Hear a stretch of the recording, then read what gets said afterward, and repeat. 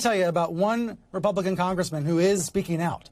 Adam Kinzinger is with me right now for his first interview about this topic because, Congressman, thank you for coming on. You've just posted a YouTube video that I thought was outstanding where you discuss QAnon.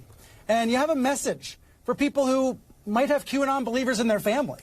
So let's start with what you want people to know about what QAnon actually is.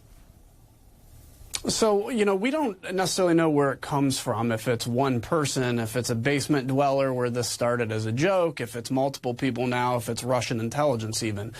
We don't necessarily know, but it started with basically in October of 2017, these what they're calling Q drops, like basically very vague conspiracy theories about this satanic network in the government that Trump was sent to basically tear out. And it's had predictions about this thing called the Storm, which is a mass roundup and arrest of everybody and execution of thousands of people.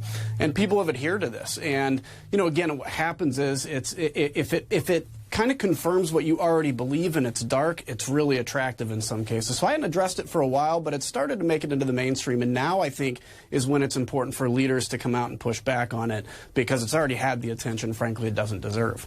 Yeah, I hope your video goes viral because you point out the initial predictions made by Q were bogus. Of course they didn't come true. So they've been disproven again and again and again. When it comes to, there's a lot of families that are torn apart by this stuff, where you've got some people that believe in conspiracy theories and others who don't. And you make the point, it's not about hating other people. It's not about looking down on folks who buy into crazy theories.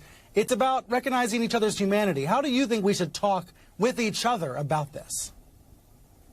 So I think that's the key, is if anybody buys into a conspiracy theory, whether it's on the far left, far right, we never landed on the moon, whatever it is, it's out of an interest of, if only the truth is known, life would be better for me and other people. And so everybody thinks they're the good guy. Everybody wants to do right. And I think understanding humanity from that perspective and then engaging them in that perspective through love and understanding is far different. You're never going to offend somebody over onto your side. You're never going to offend somebody away from something that they believe. In fact, it emboldens them. So I think it's understanding that they're still human. And if you believe in this conspiracy theory stuff, especially QAnon, do some independent research. There's a lot of stuff debunking it, including all the predictions that didn't come true. And now the new Q stuff reads like basically a tarot card reader who gives you something so vague that it will absolutely fit into something that happens in the next month.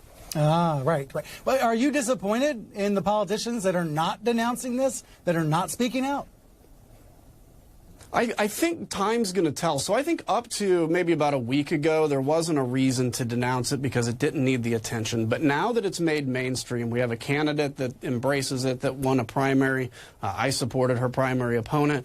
The president hasn't fully denounced it or denounced it at all. Now it's time for leaders to come out and denounce it. The key here isn't this. It's not Democrats denouncing it. It's Republicans denouncing it. Democrats and Republicans have to denounce extremism in their own party because that's where it's effective. It's not going to be effective from the other side denouncing it. It again just emboldens and says, see, that's exactly what we told you. They don't like us because, but you've got a Trump they have campaign their official, interest at heart. Congressman, you have a Trump campaign official hitting you, punching at you for denouncing QAnon. What's your reaction to Matt Wilkins' tweet? It was pretty surprising, to that point, obviously, and they haven't since. So I think that was not a campaign decision. It was a decision by that staffer. The campaign has to, deal with that, and I'm sure they are. But it was probably not a really good political move on that staffer's part.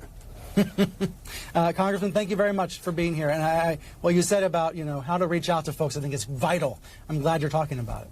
Yeah. You bet.